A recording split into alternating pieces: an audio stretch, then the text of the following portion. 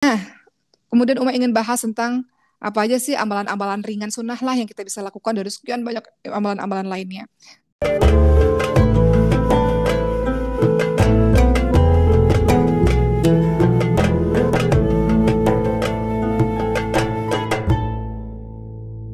Tema kita hari ini adalah mencapai jannah dengan ibadah sunnah. Jadi kita akan bahas mengenai ibadah-ibadah sunnah. Sebagai sebagian orang mungkin merasa cukup ketika mereka melakukan ibadah yang wajib saja. Ya, kadang-kadang ibadah sunnah dikerjain ya udah kalau ada waktu aja, atau kalau lagi mood deh, atau kalau lagi sedih banget dalam kehidupan, baru kita melaksanakan ibadah-ibadah sunnah gitu. Tapi kalau kita perhatikan keutamaan dari ibadah sunnah, mudah-mudahan ini jadi motivasi untuk kita juga mau melakukan ibadah sunnah dan lebih sering melakukan ibadah sunnah. Maka Umar mulai pada hari ini dengan membahas mengenai apa sih manfaat ibadah sunnah itu. Kenapa sih harus ngerjain ibadah sunnah? Memangnya keutamaannya apa dalam kehidupan kita gitu. Nah, beberapa manfaat dari ibadah sunnah. Yang pertama adalah menjadi wali Allah yang terdepan. Wali, apa yang maksud dengan wali? Wali itu apa? Orang hebat, orang sakti, bisa jalan di atas air kah? Atau bisa apa gitu. Nah, kita akan bahas semua manusia, semua dari kita mau jadi yang terbaik. Nah, kita juga mau jadi yang terbaik di sisi Allah SWT. Maka manfaat dari ibadah sunnah adalah menggapai wali Allah yang terdepan. Maksudnya adalah kita menjadi yang terbaik di sisi Allah SWT. Yang pertama, kita menjadi orang yang terbaik di sisi Allah SWT. Ya, apa maksudnya? Seseorang yang rajin mengamalkan ibadah-ibadah sunnah, apapun itu, baik sunnah-sunnah sholat misalnya, atau sunnah-sunnah saum, puasa, atau ibadah-ibadah sunnah lainnya, dia menjadi hamba Allah yang terbaik. Maksudnya apa? Teman-teman lihat dalam surah Yunus ayat 62 sampai 63. Surah Yunus ayat 62 sampai 63. Di situ Allah Subhanahu wa taala berfirman, "A'udzubillahi minasyaitonirrajim. Ala inna awliya Allahi la khaufun 'alaihim wa lahum yahzanun. Alladzina amanu wa kanu yattaqun." Dalam surah Yunus ayat 62 sampai ayat 63, Allah Subhanahu wa taala berfirman, "Ingatlah sesungguhnya wali-wali Allah tidak ada kekhawatiran. Wali-wali Allah ini orang-orang terbaik ya teman-teman semua, orang-orang terdepan gitu. Ingatlah sesungguhnya wali-wali Allah itu tidak ada kekhawatiran terhadap mereka dan mereka tidak juga bersedih hati. Jadi orang-orang terbaik di sisi Allah ini, wali-wali Allah ini, nanti membahas ya, wali itu bukan yang punya kesaktian sesuatu, enggak. Wali Allah ini orang yang salih, tidak ada kekhawatiran terhadap diri mereka dan tidak pula mereka bersedih hati. Yaitu mereka siapa? Wali-wali Allah ini siapa? Yaitu orang-orang yang beriman dan mereka selalu bertakwa. Wali-wali Allah dalam surah Yunus 62 sampai 63, siapa mereka? Orang beriman dan orang bertakwa, nggak ada pada diri mereka kekhawatiran, nggak ada takut, nggak ada mereka bersedih hati. Ya, uh, Indonesia kan suka viral-viral ya, capek dengan kehidupan atau istilah-istilah viral lah gitu. Apa lelah dengan kehidupan ini misalnya, atau takut dengan kehidupan ini, atau apapun lah istilah-istilah itu. Tapi orang-orang yang beriman dan bertakwa nggak ada kekhawatiran berlebihan. Dia nggak takut berlebihan, teman-teman semua. Dan juga mereka tidak bersedih hati, berlarut-larut. Jadi eh kita mau kita mau jadi orang-orang yang seperti ini. Nggak ada rasa takut apapun dalam menghadapi berbagai macam ujian kehidupan. Kita lalui berbagai macam ujian kehidupan dan kita ridha. Kita terima akan apapun yang terjadi gitu. Kemarin salah satu dari ustazah kita di Mas Nofat, ibunya meninggal dunia. Kemudian beliau cerita, oh berat ya melaluinya gitu, kayak separuh jiwa hilang gitu, separuh nyawa hilang gitu. Lalu mengatakan semua orang akan mengalami yang namanya kehilangan gitu. Cepat atau lambat kita akan merasakan yang namanya kehilangan. Jadi bersiap-siap untuk hal itu. Cepat atau lambat seseorang akan mengalami hal yang dahsyat yang membuat beliau atau seseorang itu sangat terpuruk. Itu pasti terjadi. Tapi bagi orang-orang beriman, dalam surah Yunus 62-63, tidak ada kekhawatiran terhadap mereka. Tidak pula mereka bersedih hati. Mereka tahu bahwa kematian hanya perpisahan sementara saja, misalnya. Atau ujian-ujian yang terjadi dalam hidupmu hanya air mata sementara saja. Memang kau harus melalui itu, supaya kau belajar banyak hal, atau supaya kau menghargai banyak hal, gitu. Gitu ya, teman-teman semua. Jadi, siapa wali Allah? Wali Allah itu adalah orang-orang mukmin, orang-orang yang beriman, orang-orang yang bertakwa di sisi Allah Subhanahu wa taala. Gitu ya. Nah, syarat yang disebut sebagai wali Allah itu beriman dan bertakwa. Itu uh, syarat untuk disebut sebagai wali Allah. Tapi Uma ingin menyampaikan juga pada teman-teman semua, diketahui bahwa wali Allah itu ada dua jenis. Orang yang beriman dan orang yang bertakwa itu ada dua jenis. Jadi teman-teman lihat, teman-teman termasuk orang yang mana? Wali Allah itu ada dua jenis, atau orang yang beriman bertakwa itu ada dua jenis. Pertama adalah as-sabiqunal muqarrabun. Itu orang yang terdepan, wali Allah yang terdepan, atau al-abrar ashabul yamin, atau orang pertengahan, wali pertengahan. Jadi teman-teman lihat, kita ini orang terdepan atau orang pertengahan. Maksudnya apa sih orang terdepan dan orang pertengahan? As-sabiqunal muqarrabun, uh, atau tadi Uma katakan adalah orang yang terdepan, itu adalah orang-orang yang senantiasa mendekatkan diri kepada Allah dengan amalan-amalan sunnah. Jadi as-sabiqun al-muqarrabun, ya, atau as-sabiqun al-muqarrabun adalah orang-orang yang selalu mendekatkan diri kepada Allah dengan amalan-amalan sunnah, dan dia meninggalkan yang haram, juga meninggalkan yang makruh. Jadi kalau mau jadi orang yang terdepan di sisi Allah, maka dia mengamalkan amal-amalan sunnah setelah mengamalkan amalan wajib. Jenis kedua, orang beriman bertakwa atau wali Allah ini, ada yang namanya al-abrar ashabul yamin, yaitu orang yang mendekatkan diri kepada Allah hanya dengan amalan-amalan wajib dan meninggalkan yang haram. Dia tidak membebani dirinya dengan amalan-amalan sunnah. Dan dia tidak menahan diri dari berlebihan dalam yang mubah. Maksudnya apa? Yang pertama, dia mengerjakan amalan sunnah, dia tinggalkan yang makruh, apalagi yang haram. Yang kedua, golongan pertengahan, dia hanya mengerjakan yang wajib saja dan meninggalkan yang haram. Seperti itu. Nah, teman-teman lihat kalimat ini dalam surah Al-Waqi'ah ayat 1 sampai 14. Surah Al-Waqi'ah ayat 1 sampai 14 itu dibahas golongan ini nih, golongan yang Uma sebutkan tadi teman-teman semua.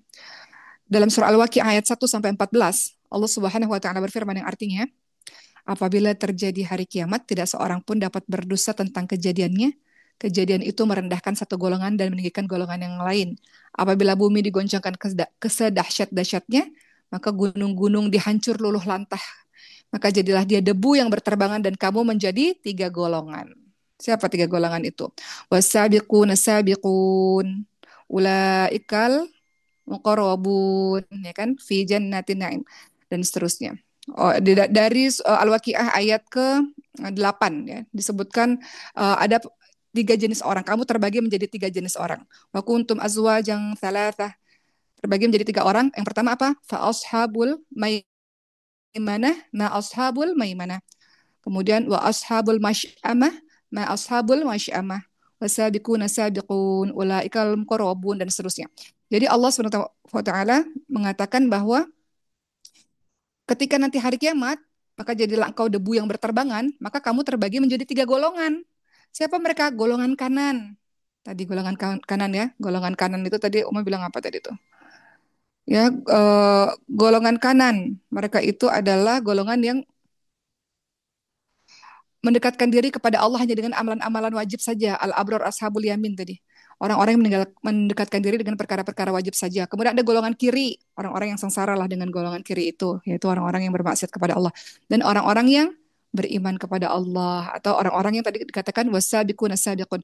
Orang-orang yang mereka beriman kepada Allah, yakni salah satunya adalah mereka yang senantiasa mengerjakan amalan-amalan sunnah. Jadi pembagian tadi berdasarkan surah Al-Waqi'ah ayat 1 sampai 14 ya teman-teman semua.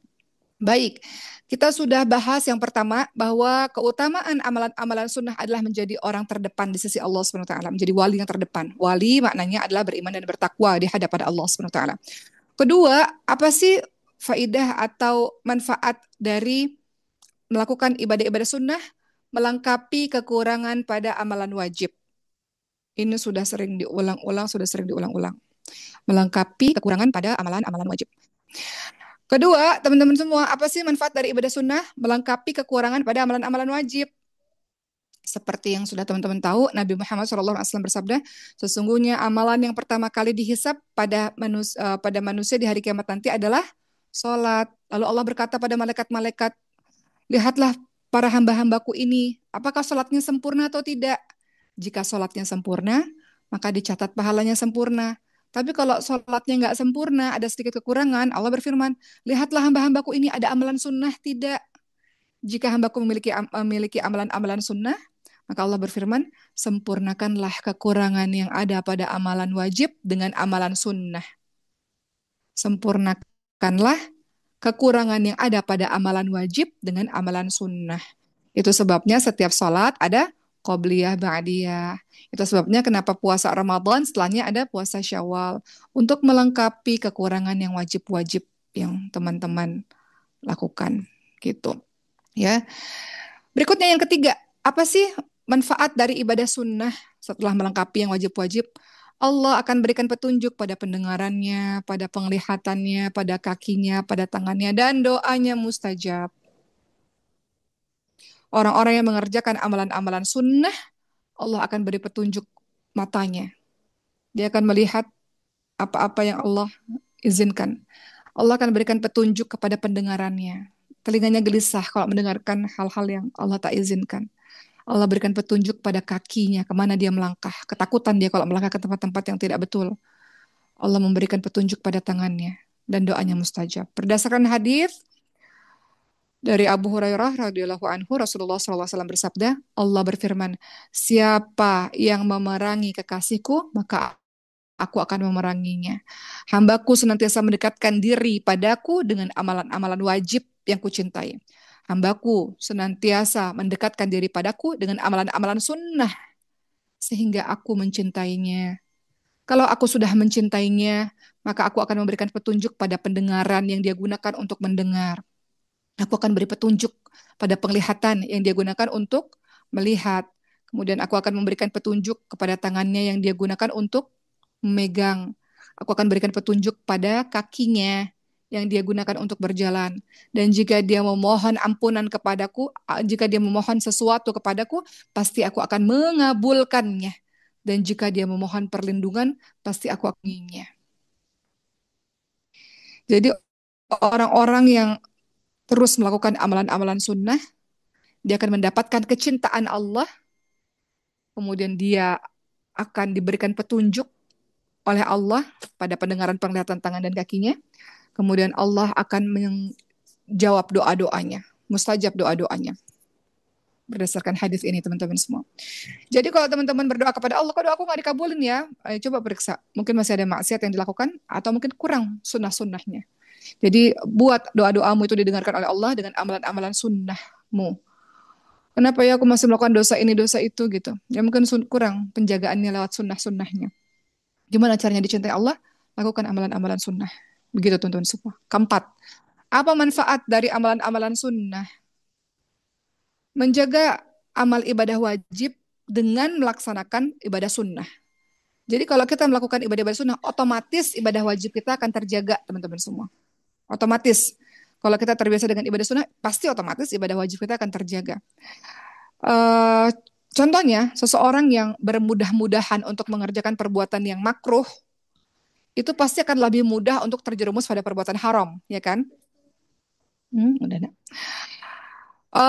Apa kata Rasulullah SAW? Sesungguhnya perkara yang halal itu jelas dan yang haram itu jelas. Di antara keduanya ada perkara yang samar-samar.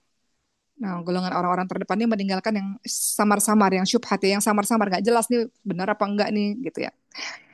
Dan kebanyakan manusia tidak mengetahuinya. Siapa saja yang menjaga dirinya dari perkara yang samar-samar, perkara yang syubhat, maka dia telah membersihkan agama dan kehormatannya. Dan siapa saja yang terjerumus dalam perkara syubhat, perkara yang samar-samar, dia telah terjerumus dalam perkara yang haram. Ya. Kemudian hadis ini dilanjutkan, hadis riwayat Bukhari Muslim, seperti seorang penggembala yang menggembala di sekitar tanah larangan, maka lambat laun dia akan masuk ke dalam tanah larangan tersebut. Ketahuilah bahwa setiap raja itu memiliki tanah larangan. Dan ketahuilah bahwa tanah larangan Allah itu adalah perkara-perkara yang Allah haramkan. Ingatlah bahwa di dalam tubuh manusia ada segumpal daging. Jika daging itu baik, maka baik seluruh tubuhnya. Jika dia rusak, maka rusak seluruh tubuhnya. Jadi orang-orang yang bermudah-mudahan mengerjakan pekerjaan yang samar-samar akan terjerumus kepada perbuatan yang haram. Begitu juga sebaliknya.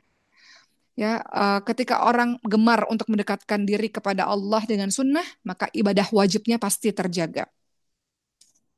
Setelah selesai membahas tentang manfaat dari ibadah sunnah, Umar mau bahas tentang tingkatan-tingkatan ibadah sunnah. Jadi ternyata ibadah sunnah itu ada tingkatannya teman-teman semua. Yang pertama ada yang namanya sunnah muakkad.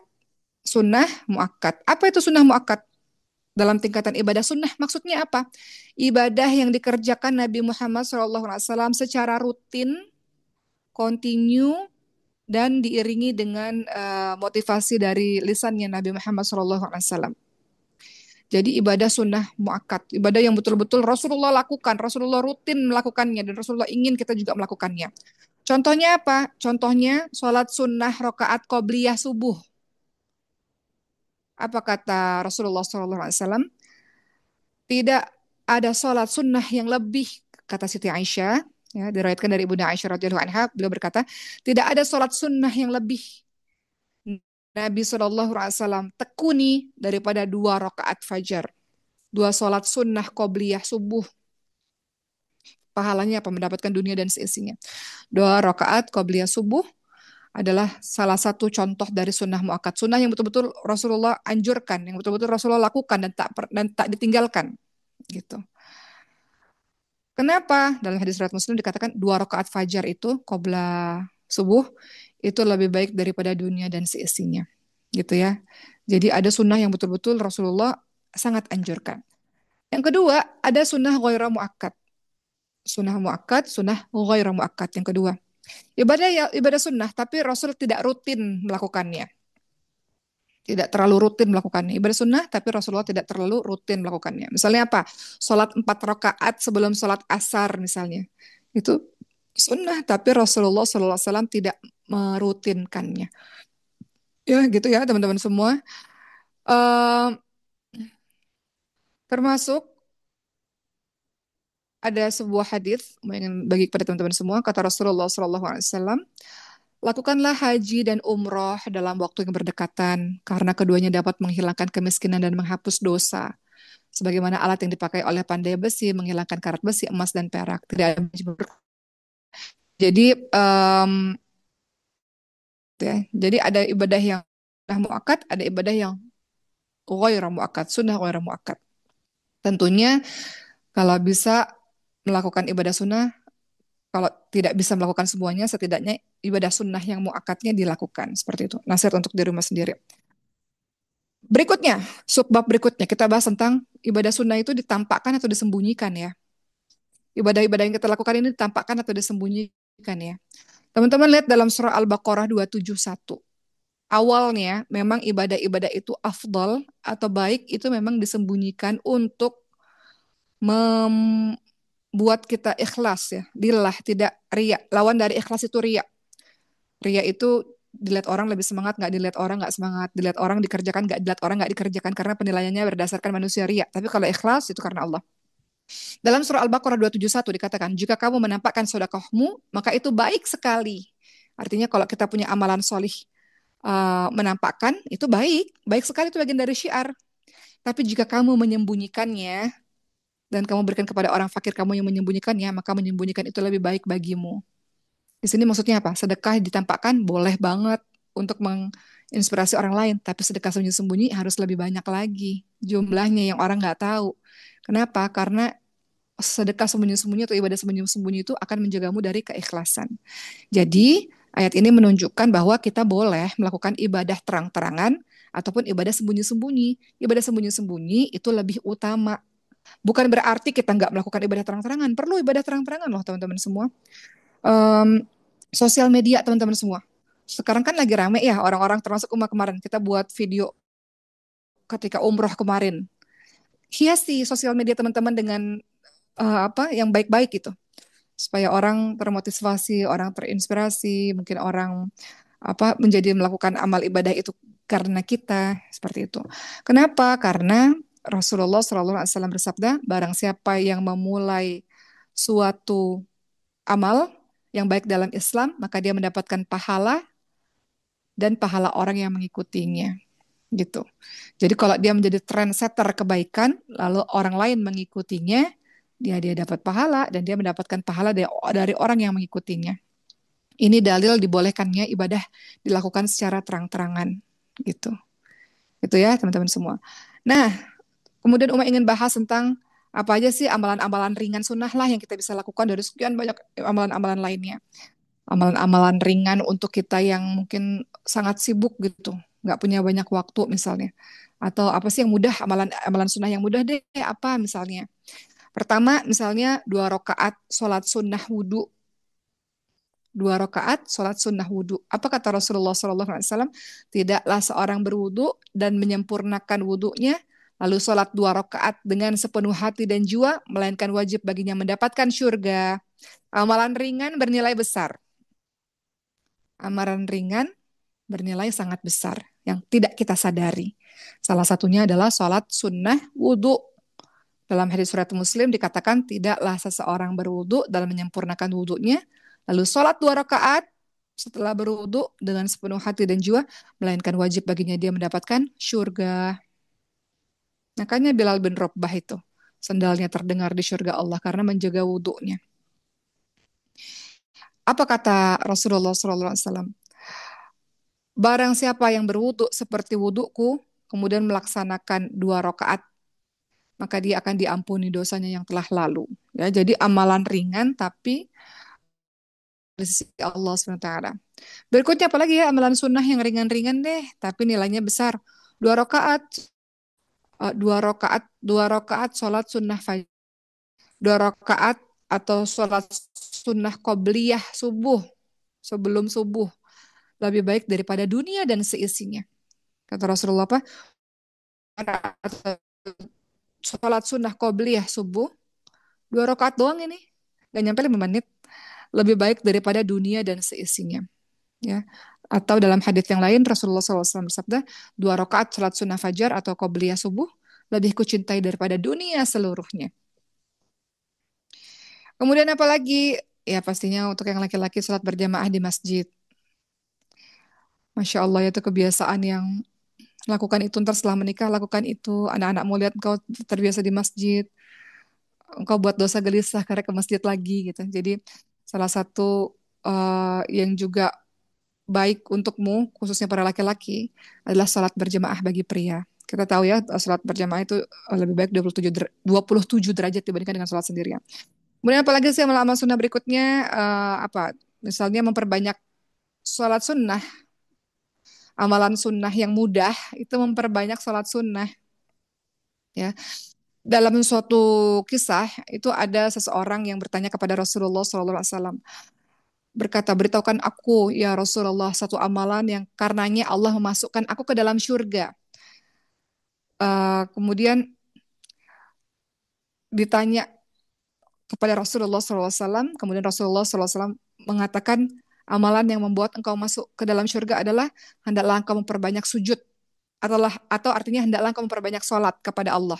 Hendaklah engkau memperbanyak sujud, karena tidaklah engkau memperbanyak sujud karena Allah, melainkan Allah akan meninggikan derajatmu dan menghapus dosamu. Ya, jadi apakah amalan yang bisa membawa ke surga? Ya Allah, perbanyak sujud. Perbanyak sujud maknanya kerjakan sholat-sholat sunnah lebih banyak lagi. Begitu. Terakhir dari Uma, sebelum Uma ambil satu pertanyaan dari teman-teman semua, sunnah sehari-hari tuh banyak sekali ya teman-teman semua. Teman-teman bisa pilih, misalnya berzikir kepada Allah dengan kalimat la ilaha illallah, memberi makan orang atau memberi makan hewan, itu kan sunnah kan. Kemudian untuk yang menuntut ilmu, seperti hari ini, itu amalan sunnah yang teman-teman lakukan. Tersenyum kepada seseorang, kepada sahabatmu, mendamaikan orang yang berselisih, orang yang bertengkar, engkau jadi penyejuk bagi orang-orang yang bertengkar. Apalagi sunnah banyak membaca basmalah sebelum makan misalnya. Bagi orang yang puasa mengakhirkan sahur. Kemudian bagi orang yang puasa misalnya membaca doa menjelang berbuka puasa, atau di hari Jumat nih, ba'da asar adalah waktu mustajabnya doa. Ba'da asar atau disunahkan banyak sholawat di hari Jumat dan banyak berdoa pada waktu ba'da asar sebelum maghrib. Itu juga adalah sunnah. Mau cerita sedikit, ini intermezzo aja ya teman-teman semua. Di Mesir ini kan ya Allah ya, guru-guru ini kan berilmu, soleh, Masya Allah, tawaduk, rendah hati, dan sangat sederhana hidupnya gitu ya. Kadang-kadang kita ini murid mau ngasih hadiah gitu. Tapi kemarin baru dari umroh mau ngasih hadiah sama beberapa guru gitu. Sebagian guru nggak terima gitu, karena mereka nggak nerima hadiah, takut memberatkan murid. Coba bayangin. Jadi guru malah kasih hadiah ke murid gitu, bukan murid yang ngasih hadiah ke guru gitu. Kemudian mau katakan jangan ya dokter atau dokterah gitu, tolong terima hadiah saya gitu, karena sedih ya kalau kita memberikan hadiah pada seseorang tapi tak diterima gitu. Jadi mereka tuh nggak mau memberatkan muridnya gitu. Jadi nggak mau menerima hadiah apapun. Tapi ketika mau katakan nanti saya sedih kalau nggak terima hadiah, ini adalah bentuk hormat saya kepada guru. Akhirnya mereka terima gitu ya. Jadi saling memberi hadiah itu bagian dari sunnah untuk saling mencintai teman-teman semua ya. Kayak di kelas Uma tuh sering guru-guru misalnya ngasih sekedar ngasih permen gitu atau hal-hal kecil kayak kemarin tiba-tiba Uma kasih air zam-zam sama guru Uma karena di sini ternyata hadiah terdahsyat untuk orang pulang umroh untuk orang lain tuh air zam-zam gitu. Tiba-tiba si dokter atau gurunya atau dosennya ini tiba-tiba ngasih tasbih ke Uma gitu. Jadi kita ngasih malah dia ngasih lagi gitu misalnya gitu. Jadi saling memberi hadiah itu bagian dari sunnah, bagian dari untuk saling mencintai satu sama lain, menjaga tali silaturahmi. Teman-teman sekarang di Maskul Hufat belajar di pondok kan punya tetangga tuh kanan kirinya. Jaga tali persaudaraannya gitu. Kemudian menghatamkan Quran secara rutin, bagian dari sunnah. Melaksanakan sholat sunnah 12 rakaat per harinya. Mengucapkan istighfar setiap saat itu bagian-bagian semuanya bagian-bagian dari sunnah. Menyegerakan sholat Jumat, bersiwak atau bergosok gigi gitu. Itu bagian dari sunnah. Apalagi kemudian sedikit bicara. Itu bagian dari sunnah. Bicara yang bermanfaat, yang berilmu. Bukan bicara yang banyak bicara nggak ada faidah gitu. Banyak bicara banyak salah kalau nggak ada faidahnya ya teman-teman semua. Um, Ya gitulah ya. Uma cerita sedikit ya. Beberapa kali nih Uma tuh digosipin ini, digosipin itu gitu. Terus mereka bilang, Uma kok nggak klarifikasi, nggak klarifikasi. Terus Uma bilang, cukup sekali aja klarifikasinya itu nggak usah lagi gitu. Karena banyak bicara nanti banyak salah. Zaman sekarang netizen muter-muter omongan, potong-potong omongan gitu ya. Itu intermezzo aja ya teman-teman semua. Apalagi sholat-sholat sunnah berikutnya, sholat-sholat sunnah, ibadah sunnah berikutnya, puasa 3 hari di setiap bulan, 13, 14, 15 misalnya ya di kalender Hijriah. Mencukur berbagai macam bulu-bulu itu juga bagian dari sunnah. Kemudian tidak melaknat orang yang bermaksiat. Ini penting ya teman-teman semua. Tidak melaknat orang yang berbuat maksiat. Jangan sampai kita katakan, ih kok dia melakukan itu ya, kok dia melakukan dosa ini ya. Kalau saya sih nggak mungkin, nggak boleh teman-teman semua. Kalau kita mengatakan hal tersebut, suatu hari nanti kita akan melakukan perbuatan dosa itu. Jadi itu bagian-bagian dari sunnah yang Rasulullah SAW ajarkan yang bisa kita ikuti dalam perbuatan kita sehari-hari insya Allah.